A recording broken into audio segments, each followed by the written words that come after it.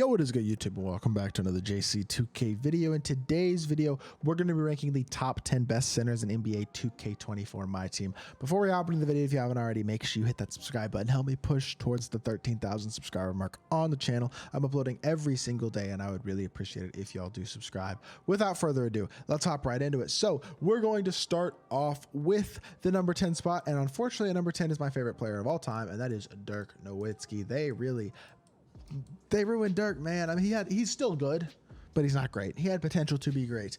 32 speed and excel. That's literally all I have to say. 32 speed and excel. He is too dang slow. He shoots the ball super well. And even the defense, while it's horrible, I mean, it is horrible. It would have been acceptable if he had like 57, 62 speed, like somewhere in there in the high 50s, low 60s. If he had decent-ish speed, he could compete on the court at least, kind of. It'd still be a little bit of a liability speed-wise, but not horrible, and his shooting would be super valuable. But at that speed, 32, you just can't do it. I'm sorry. I mean, the shooting is super nice, and that's why he's still top 10, but I mean, yeah, just can't be higher than that, unfortunately, because of how slow he is.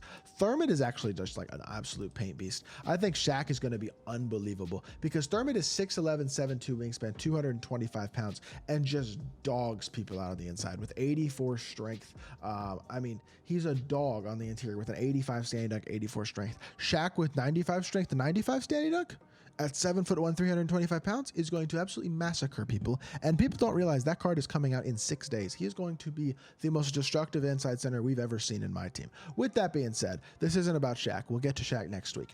Finishing badges are very, very good on Thurman. He's also a great interior defender with half pogo stick, gold anchor. He's a beast. Drummond release is not good. It doesn't matter. He's not a shooter. He's not shooting threes, and he's not super fast. He can hit a wide open mid range though, and that jumper isn't actually that bad. Drummond base is really not bad at all. So we'll live with that. He doesn't move, but he's just a dominant inside. Amazing rebounder, amazing rim protector. Dunker, just really, really good on the inside. Unfortunately, he's not fast enough and can't shoot, so he really can't be higher than number 9, but I think Shaq will be a lot higher than number 9 when he comes out, probably number 1. But Al Horford, number 8, another guy who's pretty slow, just like these first couple guys. 59 speed and excel is slow, but very good interior defender, hits threes at a high level, good dunker. I like this card a lot besides the speed. Everything else except for the speed on this card is really good. Unfortunately, I hate the lack of speed, and it really frustrates me. With that being said, I do think I'm a little bit too low on him. I do think I've got to put him one spot higher because the guy that I have at number 8 is DeAndre Ayton, who I do think is kind of similar to Horford in a lot of ways. In fact, they're very similar cards. I think you could probably go close to either way on them, but Horford's a much better shooter. That's the biggest differentiator. Defensively, the stats favor Horford, but the player build does favor Ayton, which does matter. He's bigger, he's taller, much longer wingspan. He's a little bit quicker as well. So defensively, I actually kind of like Ayton a little bit more, at least debatably. It's pretty close. Offensively, Horford's much better, but Ayton has a little bit more speed. With that being said, I think the better shooting and the fact that Ayton's not significantly faster than Horford is enough to differentiate them. But Ayton also has a good release. Like this DeAndre Ayton card is legitimately a very, very solid card in his own right. 65 speed and excel is good. 66 shot 3 is enough to make it. 80 standing dunk is good as well. Like, I mean, 65 speed and excel is not good, but it's really not horrible. That's what Dirk needed to be a very, very viable top tier type of big man. Horford and Ayton are both very good cards and deserve spots in this top 10 list. Amari Stoudemire going to come in at number 6. Amari, I mean, obviously freak athlete, very good at power forward or center though, but I think he can play center. One of the things that I really like about a card like Amari Stoudemire or Blake Griffin last year, remember that pink diamond Blake that everyone was running at center? They can play center early in the year. The reason that I say that, they have 89 vertical and they generally have a high strength, like 89 vertical and then 82 strength is really solid, and that helps him out a lot. The vertical helps him out in terms of contesting and rebounding. The strength helps him out on the interior defensively. Even though he doesn't have the great interior defense, he's very, very athletic, which is really useful, and he does have good interior badges, especially offensively finishing, but a little bit of defense as well. I actually like the Amari's release as well. I think it's pretty smooth. I'm very consistent with him, and he's got a spot in my main team right now. I really like this Amari card a lot. Definitely a top 6 center in my team, in my opinion, just one of the smaller ball centers. Number 5, gonna go with Giannis Antetokounmpo. Giannis is a little better at center than he is at power forward. I think I had him at 6 at power forward. Giannis does still have the same flaw at center that he had at power forward, which is a little bit low. 3 ball at 59 is pretty low, but his release is good. He's fast. He's a great defender, and his release isn't good, but it's smooth and easy to green. I wouldn't say it's good. Later this year, I'll be complaining about how bad it is. But right now, I'm not going to complain about how bad it is because everybody's release, for the most part, isn't very good yet. So once we start getting great releases, then Giannis' release becomes bad. But right now, it's not that bad. He's a great dunker, though, great defender, one of the most dominant player builds in the game, 7-footer with incredibly glitchy player build, insane defender, super glitchy and cheesy, and so complete badge-wise as well. Just bronze badges, but outside of shooting, bronze, silver, and gold badges, he is decked out. Especially those bronzes and some of those silvers, man. So liking what I'm seeing about this Giannis card a lot. He's so good. When we get a good Giannis, man, he might dominate this game. If they were to give us like an amethyst or let alone a diamond Giannis in the next month or so, he's going to be crazy. Alonzo Mourning coming in at number 4 for my list. Another really good inside big. 6'10 with a 7'6 wingspan. Drop stepper, posterizer, post spin, rise up, dream shake on gold, fast twitch on silver, anchor, box up, he's chase arms, pogo stick, post, lockdown, workhorse, also on gold. All the interior badges, also fast, 74 speed and excel. That's really good. Great wingspan at 7'6". He can hit it open three with a 65 shot three, 85 driving dunk, and then high interior, high block. He's a versatile defender, has 70 lateral quickness. This is a top tier big in my team. Alonzo Mourning is a really, really good card, and a card that I think a lot of people should be running in their lineups if you do have him. If you figure out this release, it takes a little bit of work, but he is an absolute beast and deserves a spot in a ton of people's lineups. One of the best free cards in NBA 2K24 my team.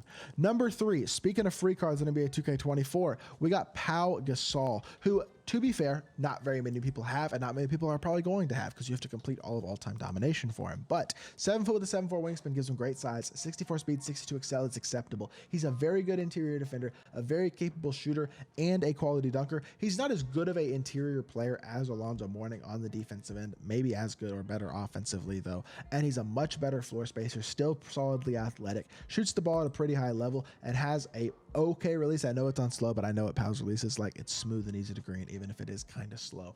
And though he was not going to have the movement, I do think the improved floor spacing while still being a little bit of a, well, really a very good interior big at this point in the game with the 86 interior and everything, is enough to give Pau a very slight edge over Alonzo. And now we get to the top 2. I think, again, y'all know who the top 2 probably are because I think it's pretty distinct. Who the top 2 bigs in the game right now are. Number 2 is Chris Webber, my starting center right now. 6'10" with a 7'3" wingspan, 81 speed and excel, 70 shot 3, 80 standing and driving dunk, 84 interior, 90 rebounding, Hoff rebound chaser, bunch of good defensive badges, bunch of good finishing badges as well. This card is a beast. He hits shots from the outside at a very solid level, has an acceptable release. It's kind of slow and ugly, but right now it's greenable, and that's all that matters. And he's super fast. The speed with the rebounding is so nice, and he's a very capable defender with a high interior as well. Chris Webber's a monster. I am realizing, by the way, I forgot to include one card on this list, and I don't want y'all to yell at me, so I know I'm already going to get a comment about it because it took too long into the video, but we're going to rank 11 guys, I guess, because there's one guy that I do want to add in here, and I think I'm going to put him right here at number 6, and it is Magic Johnson. My bad for forgetting Magic. I did gameplay with him earlier today, too. He's a dog. 6'9" with a 7 foot wingspan, 83 speed and excel. Very weird center in that he's fast, and he's like a decent slasher and a very good playmaker and stuff, but doesn't really give you a lot in the defense and shooting, but he can hit wide open. The playmaking is great, and defensively, I know the stats and numbers are low, but he does compete, and I like the silver rebound chaser. Do like the fact that he rebounds a little bit as well. His release is okay, and he's just a very different playmaking type of center, but very fun card to use. Very versatile. I really enjoy him. I feel like he's a stat sheet sufferer, can be a mismatch problem on the offensive end. Really, really fun card to use, and I think he deserves a spot pretty high up, so I wanted to make sure I included him when I thought about it. But the number 1 center in the game is Bam Adebayo. I think most people are aware of that. He is 6'9" with a 7'2" wingspan, so does not have insane size, but 74 speed and excel, very good. 88 interior, amazing. He's got a high lateral quickness, 73 is very solid. Not a great block rating, that's okay. 85 standing, 80 driving dunk is very good. He got a makeable 3-ball at a 65. Can get catch and shoot, good finishing badges. Most importantly, has bailout. That's a huge one. Big starter, also a huge one. And then has Hoff anchor, gold pogo stick, gold post lockdown. He is an interior beast. Even some perimeter badges like bronze clamp, silver interceptor, well as silver brick wall as well, though. He has the defensive badges on lock as well as the finishing badges on lock. This card is really good. And then Bam's release might be the best release of any card on this list. Literally, I'm not sure there's a card on this list with a better release than Bam. Maybe DeAndre Ayton, debatably, but Bam's release is amazing. It's probably the best release on this entire list right now. Maybe Thurman, but he's not a shooter. So Bam's a dog. This is a really good card. Definitely the best center in my team right now. And with that being said, that is the last card on this list. This is my top 10 centers in NBA 2K24 right now. Let me know what you think of my list down in the comment section down below. If there's anything you'd change, anybody you'd ranked higher or lower, let me know. And if you did enjoy the video, make sure you hit that like button and subscribe. I'll be back with more 2K content very, very soon. And I appreciate y'all. Peace.